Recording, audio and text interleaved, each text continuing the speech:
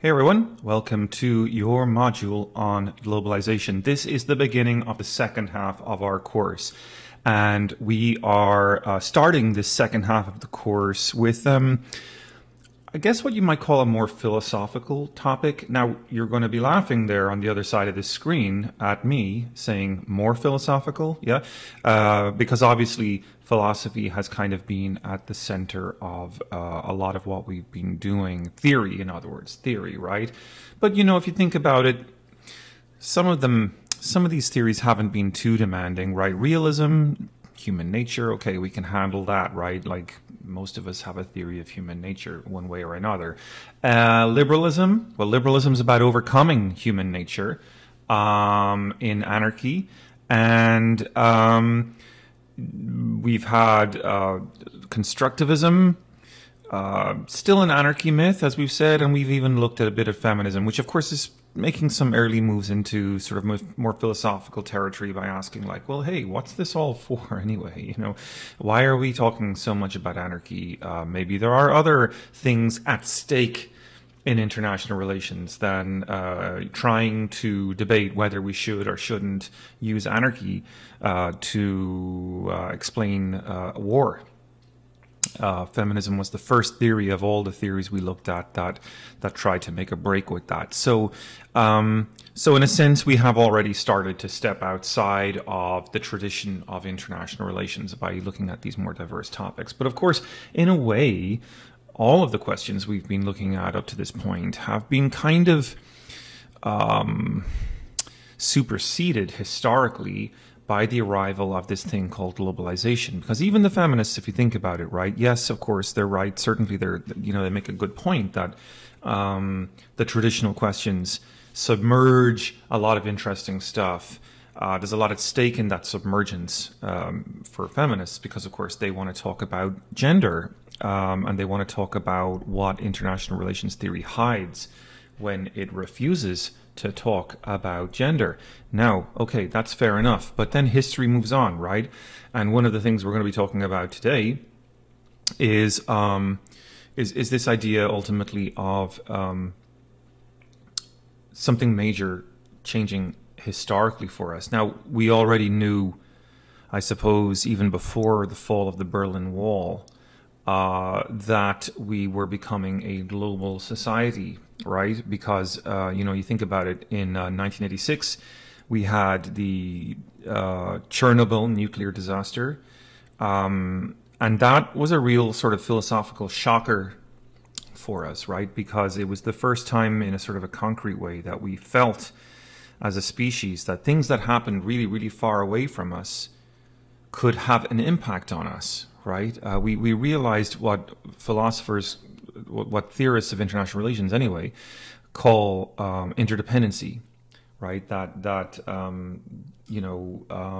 the world isn't as big as we thought it was. The world is actually quite small, and human beings acting in one place can have an impact on human beings living really, really far away. So we began to talk about environmental things in a new way. The ozone hole was a big topic. Global warming, of course, became a big topic and remains a big topic, of course. We may have more or less done enough to fix the ozone hole, but we haven't fixed global warming, and it remains a major issue for us. Excuse me, I'm having a cup of tea here. So, interdependency, beautiful term, really interesting term. Interdependency speaks to this idea that we have shared risks as a global society, right? It was a real wake-up call because previously we thought we were different societies. In the multipolar world, we thought we were German, American, British, Japanese, South African, Argentinian societies. Then in the Cold War, we thought we were either communist or capitalist democratic societies. And then the Cold War ended, and we really began to sort of feel and believe and experience ourselves as a global society. And of course, we've talked a little bit about this already with liberalism, because liberalism talked about the advent of the fax machine as kind of creating a communicative potential for our species, which wasn't there before. Later, the internet comes along, Twitter comes along, and all these things are, of course, enabled by satellite communications and computers, and we begin to feel that maybe we have the potential for something along the lines of what Immanuel Kant had been talking about in our idealism lecture, as you know, that sort of global sphere of peace. Kant had imagined a world that could be like that, even though it wasn't like that in his time. But by the time globalization comes along, the difference between then and globalization is that people are really beginning to believe that the Kantian federation is possible. It's not just it's not just a potential thing. It's really happening, right? That fewer and fewer parts of the world are outside of the sphere anymore. The fact of the matter is that the Western capitalist democratic order was sort of seeing that the other parts of the world were coming in, right? They were coming in from the cold. They were joining the global democratic capitalist experience. And so we began to think that maybe, there could be such a thing as a global humanity that would be liberal, that would be willing and interested in participating in this new world with us. Now, there's a lot to say about this, right? Because obviously recently we've had a backlash against it to an extent. There's certainly no doubt that Donald Trump, with his arguments in favor of building a wall, there's no doubt that the British Brexit, I'm sure you've heard of it, right? That's the British plan to leave the European Union, led by Boris Johnson, whom oftentimes gets associated with Trump, right? If you want to go to Brazil, you can talk about Bolsonaro. There's others like them around the world, and they share in common a rejection of globalization. They actually don't use the word globalization, they call it globalism. And they think of globalization, they call it globalism, but they think of globalization as a global liberal project, about sort of bringing liberalism to the world. And they reject it. They want to go back to the nation state. They want to go back to having control over borders. They believe that it's not possible to have a global referee that makes this thing fair, economically, or reasonable politically, right? They believe that the dilution of the political sphere caused by globalization can be undermining of our national character, and that's not necessarily a good thing, right? Because people have the right to live according to this conservative philosophy anyway, this anti-globalization philosophy. People have the right to live according to their own unique political character. And, as a famous book before he died, a guy called Samuel Huntington, a well-known political scientist, really kind of encapsulated this argument when he wrote that, America really is only America because of its very unique cultural composition. Very controversially, he wrote that, if ever too many Mexicans, right, this was his language, if ever too many Mexicans came into America, bringing their Catholic Mexican culture with them, they would undermine the Anglo-Protestant culture that made up American political fabric, right? And he pointed to an interesting argument there. Obviously, it's controversial. I'm not saying I agree or disagree with this, by the way, but it is what he said. So he pointed to this idea that, the U.S. Constitution is written on paper, obviously, but those words could mean anything, right? You have to have the right cultural disposition to read the document for the document to have the effect that it has, right? So it's not just enough for the document to be there. You have to have the right culture to read it. If you read those words with the wrong culture, they mean something completely different. And the American experiment will be ruined, according to Fukuyama. So you cannot have too much dilution. You can't have a lot of Chinese people coming. You can't have a lot of Mexican people coming, or even Irish people coming, because they're mostly Catholic, right? So you can't have a lot of Muslims. You can't have a lot of Russians. We'll talk a bit more about Huntington another time, I think, in this class. But that's the basic argument.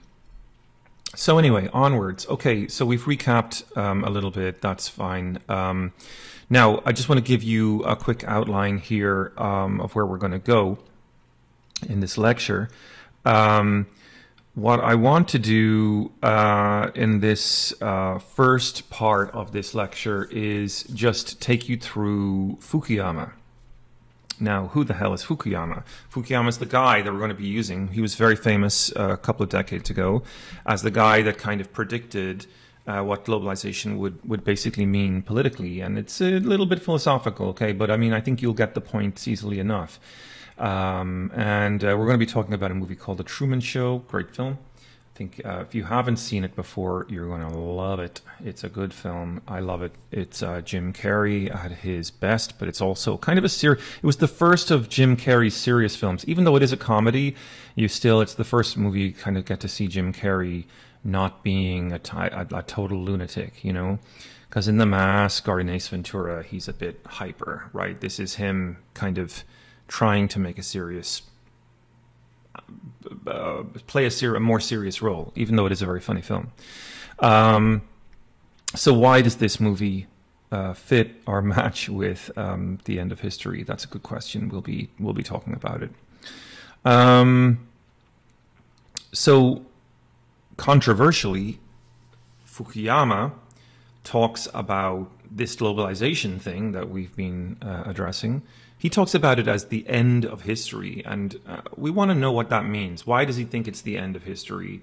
There's been a lot of history leading up to this point, so, you know, from multipolarity to bipolarity, as we were just saying a moment ago, why would this advent of unipolarity be the end of history? Surely that's reversible, right? What makes Fukuyama so confident that this isn't the end of the road? And what does he mean by saying it's the end of the road anyway? That's a very strange claim. So we'll look at it. We'll get into it. To get into it, we're going to need to talk about dialectics. All right, now, yeah, okay, there's the word. It's pretty philosophical, I hate to tell you, but we're going to have a look at it. Dialectics are easy enough to understand once you get the point. There's a thesis, an opposite argument, and then somehow between the two they create what we call synthesis. And if history works like that, then that could be one potential way of understanding what's going on here. The only difference being that, of course, there's more than one way to cook an egg. There's more than one way to carry out dialectics. We're going to be looking at two approaches to that.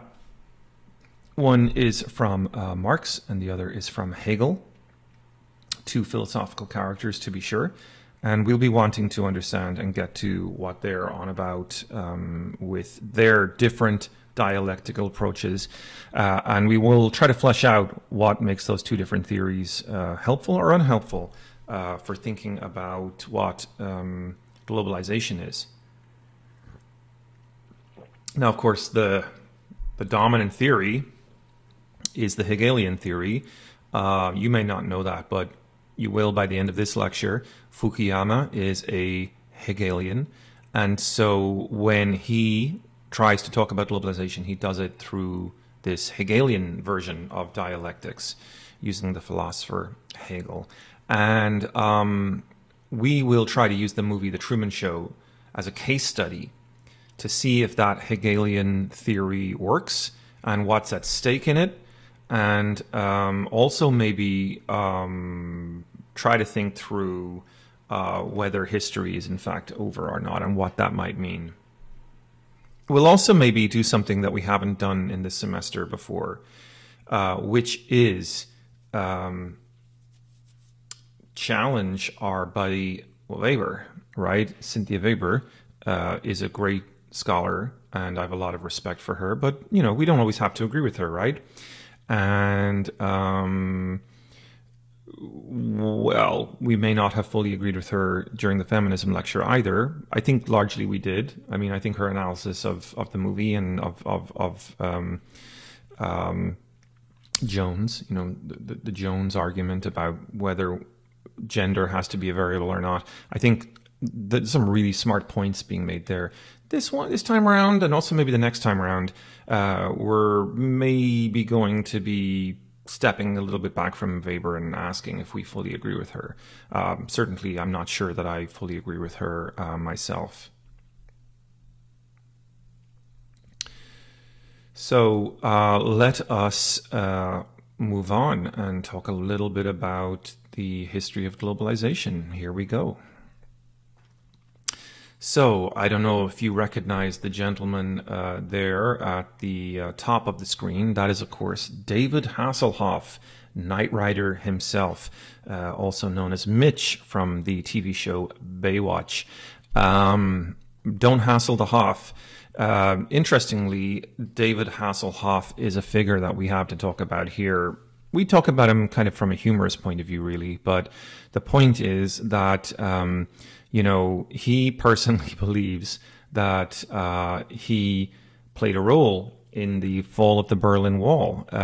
He sang his songs, one song in particular, I've Been Looking for Freedom, at the Berlin Wall the day before it all came tumbling down at the Brandenburg Gate, which you can see here in the background.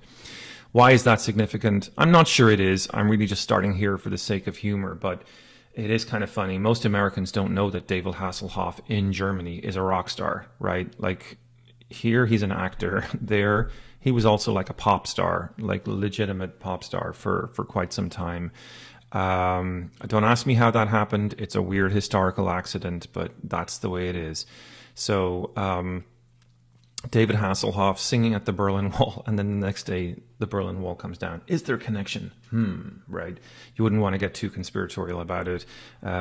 Did East Germans just suddenly say, like, damn it, enough of this communism. What we really want is Knight Rider, and throw down the Berlin Wall, and that was it. History was over. Of course, we're not making that point at all, but it is interesting to speculate on that, because actually we do have a kind of a serious point we want to make here, which is that no one really the reason why we speculated on David Hasselhoff, which of course is laughable, but the reason we speculate on him, on his role, is because actually no one really knows why the Berlin Wall came down at the end of the day. There's a lot of different debates, a lot of different theories, and certainly, though, it was a big surprise for people at the time.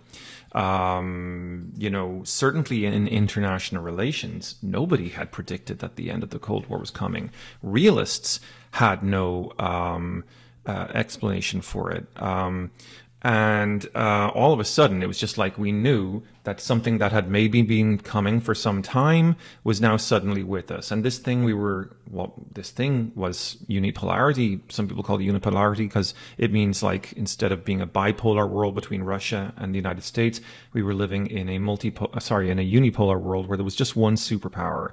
And that superpower was the United States. But it's not that simple, because the United States wasn't really committed to being an empire, right? It was the winner, and you would think historically it would be the winner that would, like, sort of then turn around and conquer everyone and make them, you know, sort of part of an empire of some sort. But that's not really what happened, because the United States was, at least in according to the theorists at the time, you know, a liberal empire, or a liberal order. It was set about not winning people over through military colonization or this sort of thing. It was attempting to absorb everyone into an economic order. So that makes the question of globalization actually complicated, because we have a unipolar order. We have a winner of history that is not so much committed to military domination as a kind of a transformation of the world ideologically into capitalist democracy. It wants to turn the whole world into itself, into its own way of life, you know, and give everyone that way of life. And that power has been representing that ideological mission since World War II, if not before. So this leaves us with a question, you know, when did globalization start? Did it start after World War II? Is it as old as capitalism? Is it an economic phenomena? Is it geographical? Is it social, political, cultural? It's complicated, right? And I really kind of want to drill down on this, because we know in a way that, like, it really does start with the Berlin Wall falling down, but its symptoms were there beforehand. And even afterwards, now that it's here and the USSR is gone, we're not really sure what it refers to. So globalization is a really mysterious term, right? We know we live in it. We have a vague sense of what it is, but we don't really know what its story is. Like, this is why Fukuyama is important, right? Because Fukuyama is the guy that's going to give us that story. He's the one that's going to sort of lay out on paper what all of this means, what the end of the Cold War really meant, and put it, as I was just trying to do a moment ago, put it in history. You know, find out when it began, pull on its strings. What is this an unfolding of? What is this trying to represent? An old professor of mine, Geroid O'Toole, an Irishman, he's actually quoted in your Cynthia Weber book, said that, you know, because there are so many disagreements about globalization, really we have to think about it as, and I quote here, a floating sign of many different problematics. Think about that for a second. A floating sign of many different problematics. That's in your textbook. But Fukuyama is going to, and we'll see in the next couple of slides, Fukuyama is going to really try to tidy it up for us. You know, he's going to give us a neat little party trick to tell this story of globalization and make it all make sense. And will he succeed? Well, it's not for me to tell you what's right or what's wrong. You make your own mind up in this class, okay? But we'll have a lot to say about it, and we'll have a lot to debate with Fukuyama in the coming slides. Okay, so here we go. Now, Fukuyama. The big deal with Fukuyama is his book, The End of History and the Last Man, which was an elaboration of an essay that he wrote called The End of History, and that was published in 1989. The book comes out in 1992, just a few years later. But of course, as you know, the Berlin Wall already comes down in 1989. So when Fukuyama publishes this essay, he's clearly trying to make sense of this new world. And the quote on the screen here is actually brilliant for trying to help us think through Fukuyama's initial kind of navigation points for explaining globalization. And he, as I said, he tries to kind of come at it from a philosophical point of view. In a moment, we're going to use the term dialectics, but we're not in dialectics yet. We just need to think about it in terms of this word history. So let's read this quote together. What is the end of history? Fukuyama wants to ask the question, if we can imagine a world that has changed, right? A world that has perhaps reached the end of history. So here we go. If we are now at a point where we cannot imagine a world substantially different from our own, in which there is no apparent or obvious way in which the future will represent a fundamental improvement over our current order, then we must also take into consideration the possibility that history itself might be at an end.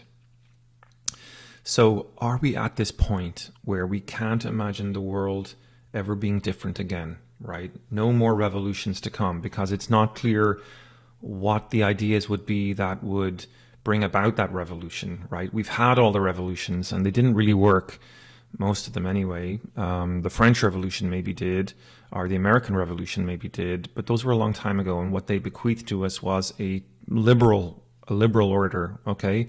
And Fukuyama's basically saying that that's it, that's the end of the story, right?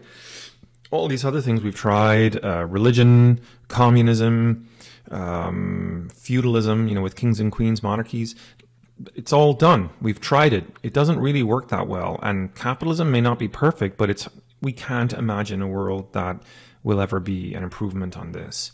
So that's a huge claim, right? Like, a lot of people even today sort of say, like, it's amazing how people can't really imagine a world beyond the world we live in politically, because it's not like the world hasn't changed. Historically, the world has changed massively through multiple generations. There have been fights and struggles and major transformations. So what's going on here with this idea that the world won't be ever different again? Why would Fukuyama be making this claim? And how can he be so confident?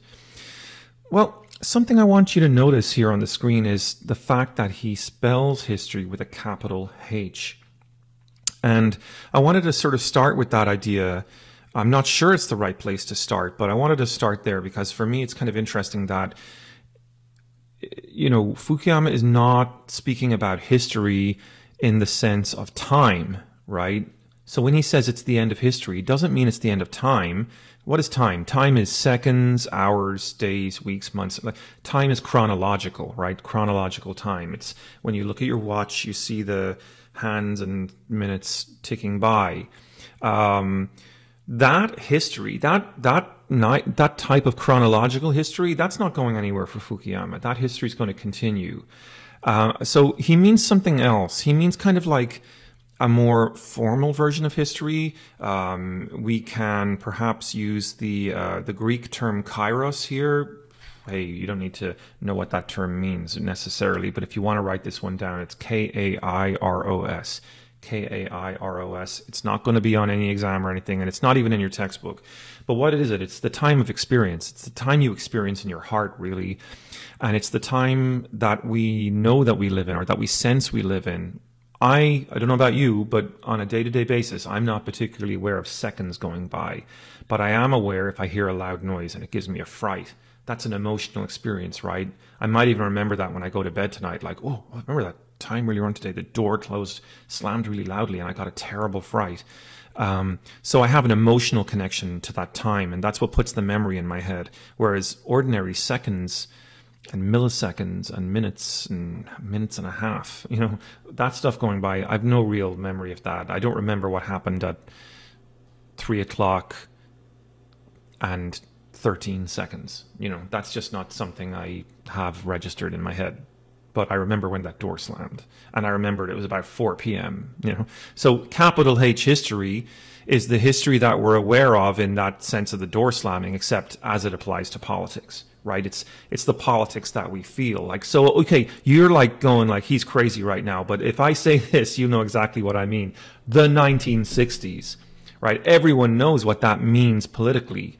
Right, it means hippies and the Vietnam War and taking drugs and Woodstock and kind of dropping out of society. It's a youth culture. It's the victory or the struggle, if you prefer, of the youth culture sort of triumphing over the fuddy-duddy post-World War II baby boomer generation, right? Well, I suppose the hippies were the baby boomers in a way, but they were the ones born after World War II. Yeah, definitely it's their revenge on the kind of the fuddy-duddy generation that preceded that, right? What's sometimes known as the greatest generation. That's probably a better way to put it. So, okay, we've talked about that emotional idea of time. The 1960s is a good example of that. It wasn't just a decade. When we say the 1960s, we don't really mean the decade, right? What we mean is the feeling, the feeling that was in the air. You know, if you watch Forrest Gump, you get a real sense of that feeling, right? Now, okay, so what's the feeling of 1989, right? The feeling of 1989 is that liberal democracy with the downfall of the Soviet Union, with the collapse of the Berlin Wall, that the only alternative ideology in the world, the only real viable alternative ideology in the world, the ideology of communism, that's gone now. That's done. Everyone has sort of like, well, you know, that's not going to happen now, that communism, right? So, fine. It's totally fine if that's the case, right? Like, maybe some people mourn it. Maybe some people were still going to be like communist in their hearts or work towards communism, but it's never going to be a mass movement again, right? Because in a sense, we've all moved on. The crowd has moved on. The crowd is no longer interested in being communist. Anyone who was living in the Soviet Union, like tons of them, sort of turned around and embraced, you know, famously as the Berlin Wall came down, you know, Marlboro cigarettes and blue jeans, you know, is the cliche, right? That's what the Berlin Wall falls and these people come hurtling across the Berlin Wall. And what's the first thing they do? The German chancellor says, your currency is equal to our currency. So it meant that East German marks were the equal value to West German marks. And all these East Germans are like, hell, we're rich. They went and they bought blue jeans and Marlboro cigarettes, the things that they couldn't get in East Germany because of restricted consumerism, of course. So, I mean, so some historical ninja is watching this and saying like he's really simplifying things there. Okay, you know, I am right, and I'm also using a lot of cliches because obviously none of this really played out like that. But I'm talking about these cliches because I want to tap into that feeling, right? So there's a reason why I'm kind of lying to you right now, right? Because I'm representing to you the lie that was told then, right? Of course, communism wasn't over. It was nonsense. But this is the myth that Fukuyama is trying to put forward, okay? So, so with communism gone, there's going to be no ideological challenger to capitalist democracy. And also liberalism itself. This is the more important part, especially for our Professor Weber, who's writing our chapter for this week. Especially for Weber, she's going to say, and you want to really take notice of this, the question for Fukuyama isn't just the disappearance of an external challenger to capitalist democracy. It's not just the absence of communism anymore, the external challenger. It's also this idea that within liberal democracy, there won't be any desire to change things. Like that the change won't come from within. It won't come from outside of us, but it won't come from inside of us either. That's it. We are like the present is now the eternal present, and history is over. So Fukuyama says, basically borrowing kind of a Darwin metaphor. You know who Darwin was, right? He's the guy that talked about evolution of the different species and how selection takes place among the species and how, you know, we all used to be fish or jellyfish or whatever, then we grew out of the swamp and became lizards, and some of us became apes, and some of us became giraffes and crocodiles, but, you know, some of us then select further, you get Neanderthal man, and then more things happen, and suddenly you have hominids, right, like our humanoids, us, basically, Homo sapiens. So evolution is an interesting theory that you can borrow as a metaphor to help you understand what Fukuyama is saying, right? That through this process of political evolution, we've come to the final form of politics. And so this is the end of mankind's ideological evolution, right? History has been this series of encounters between different possibilities for our evolution, different forks in the road for our evolution, as you will. And the best idea has always been selected to go forward for the next round. And it's been improved and improved and improved, and eventually we come to perfection. And we find the answer to our political quest. And politics is always about this question. How should we govern ourselves? Who are we? What do we need from our government, and what's the optimal form of government? How much of us, how much of our lives should we be self-governing, and how much of it should be governed by, you know, the people we elect, for example, our bureaucrats, or a king or a queen? These are the political questions, right? Government, how to govern, what's the right way to govern? And so liberalism at the end of history for Fukuyama is now very, very convinced that it is the final form. It's the final evolutionary form. So the upshot then is that liberalism isn't just a theory of government. It's also a theory of history. It believes it's the right form, but it also believes that it's been coming through time to this form, right? And now that we're here at the end of history, what's the job? The job is just to put the finishing touches on it. You know, here and there, you've got North Korea, you've got Cuba, maybe South Africa or something like that. You know, you've got problems still in the world, and all we have to do is just fine-tune them, right? And liberalism will be able to fix all the problems through its theory of government, through its social theories, political theories, economic theories. And finally, then we'll be able to live, right? We'll be able to live in this global, liberal, capitalist utopia. And of course, this is an interesting point for Fukuyama because he sort of raises this specter here at this point in time that, like, whoa, that's interesting. So all we do now is live in global capitalism. It's like consume stuff and, you know, have experiences, but like, is there anything really new going to come along? Like anything unexpected, anything unpredicted? Because what is the new? The new, like, isn't just like a new iPhone. I knew last year there was going to be a new iPhone. So it's not actually really new. The new, something really new, is something unexpected, something you hadn't seen coming. It's the, you know, suddenly a meteorite appears in the heavens. You've never seen anything like this before. And it really is going to threaten planet Earth, something like that, right? That's new.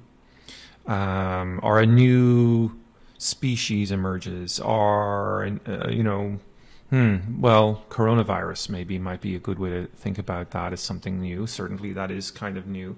But Fukuyama is, of course, talking about politics, and he's worried. One of his great worries is that we might get bored, right? Like that. Actually, kind of, we're deeply political animals, as Aristotle said, and we need politics to keep going. We need that political conversation. So, one of the thoughts Fukuyama has is like, maybe we'll just like go back to politics because we're bored out of our minds at the end of history. Anyway, let's park that thought because we're going to come back to it when we talk about the movie. Okay. Now, this is an important question to think about. Because while Fukuyama acknowledges that the victory of capitalist democracy is real, he knows it's not fully complete. As I said a moment ago, you have places like Cuba and North Korea where, they're still nominally communist. Right? The Soviet Union's gone. Even China, though, is still a little bit there. So just because liberalism won the intellectual debate doesn't mean it has fully won the material debate. The material world still exists, and communism still exists in the material world. Intellectually, we all know that it's dead, but materially, we haven't fully caught up to that yet. So, like, ideas happen first, material change kind of lags, right? We revolutionize our mathematics. It has implications for engineering. The actual changes in engineering can take a few years to catch up with the intellectual change. That's one way to think about that. Similarly, politically, right? The death of the Soviet Union killed the idea of communism, stabbed it in the heart, and we're still kind of waiting for the dominoes the domino effect to have an impact, right? You can talk about World War II, the Nazis losing, the Japanese losing World War II. There's that famous story of the Japanese soldier on the island who never heard that the war ended. Like, so they find him like he's 80 years old and he's still in his uniform, still got his gun. He hasn't heard from the Japanese army in decades, but he still thinks it's World War II. But finally it's real for him. So that's another way to sort of think about that. The intellectual debate can have a real impact, but it can take a long time to have that impact. So that's a key point for Fukuyama. So yeah, we have the Berlin Wall falling. We have this revelation of the flaws of communism, but those events can take time to have full impact. And also, importantly, they can kind of give liberalism a false sense of confidence, right? That can be a problem, right? Because it means that maybe we get lazy and we don't engage in the fine-tuning of liberalism that we need to. Remember, we've broadly speaking won, but we still have to kind of like put the nuances on it. Fukuyama's worried about us maybe getting a bit lazy and not doing the careful work, the difficult work of fine-tuning the distribution and the evenness and the technicality of liberalism, as it were. And he does, however, believe that in the long run, liberalism will be perfected. And as he says, there are powerful reasons, I'm quoting here from my screen, there are powerful reasons for believing that it is the ideal that will govern, that liberalism is the ideal that will govern the material world in the long run. You see? So, yeah, we might be lazy, rest in our laurels a little bit after our victory against communism, not do the work of fine-tuning, as I was just mentioning a moment ago, but we will eventually, right? And so, in a sense, this links to people like Kegley, who we talked about in liberalism.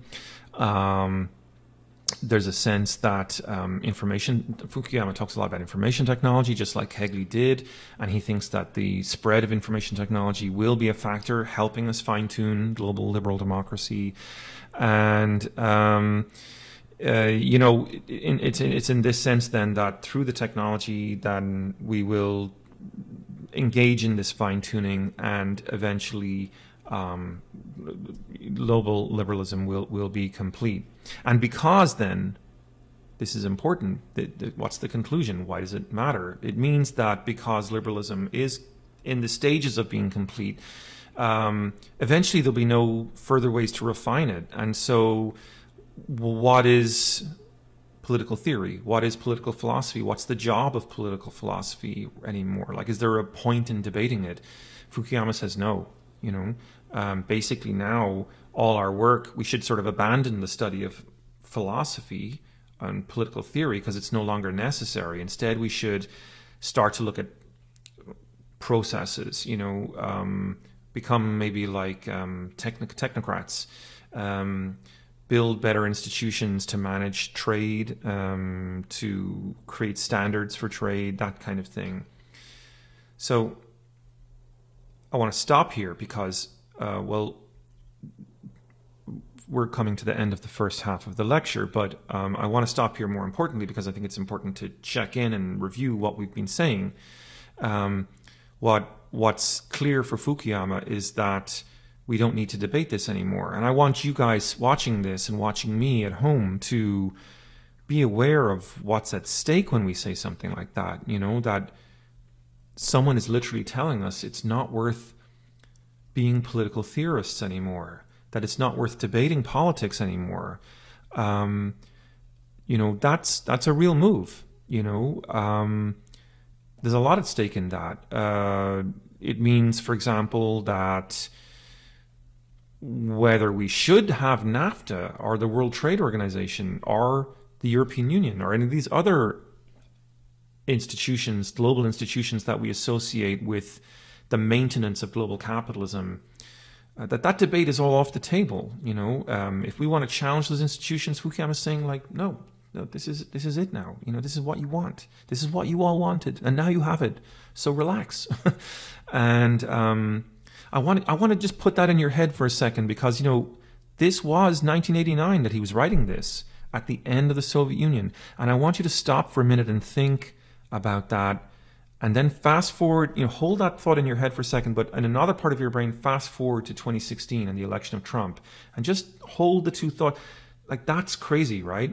From 1989 to 2016, you have, heading on 30 years of something called globalization, which suddenly, with the arrival of Trump in America, Bolsonaro in Brazil, arguably Brexit in Britain, as we were talking about in the introduction, Boris Johnson, the Prime Minister of Britain, all of these guys suddenly arriving on the scene. We could talk about Viktor Orban in Hungary. There's a lot of these guys arriving on the scene who are suddenly like, we don't want this globalization. It's sent all our jobs to China. We don't have industry anymore here. We don't have middle class incomes here anymore. We've got too many people from different cultures coming into our country, diluting our world here.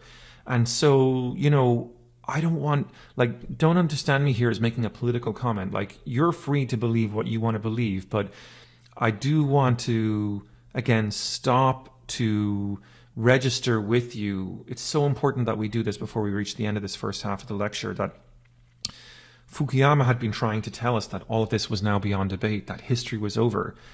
But you and I are alive in a time where we've seen possibly, arguably, a rebirth of history, right? And so in the next half of the lecture, as we begin to talk about the movie and a little bit about dialectics, we will want to